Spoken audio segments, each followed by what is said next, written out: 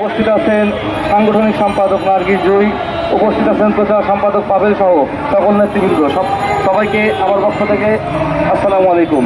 আজকের আমাদের এই মানববন্ধন কর্মসূচির মূল উদ্দেশ্য হচ্ছে গিয়ে এদেশের প্রতিটি সন্তান, আমাদের দেশের প্রতিটি শিশু আমাদের সন্তান, আমাদের কোনো সন্তান যেন, আমাদের কোনো শিশু যেন কোনোভাবেই ধর্ষণ নির্যাতিত না হয়, এই উদ্দেশ্যে আমাদের আজকের এই মানববন্ধন কর্মসূচি। সরকারের কাছে আমরা দাবি জানাচ্ছি, প্রতিটি ধর্ষককে দৃষ্টান্তমূলক শাস্তি নিশ্চিত করতে হবে, যেন ভবিষ্যতে কোনো ধর্ষক যেন কোনো আসিয়ার দিকে তাকাতে না পারে। এই শাস্তি অবশ্যই নিশ্চিত করতে হবে। এই দাবি দিতে আজকে আমাদের মানববন্ধন, এবং এই বলে আমি আমার বক্তব্য শেষ করছি। সবাইকে ধন্যবাদ। আসসালামু আলাইকুম।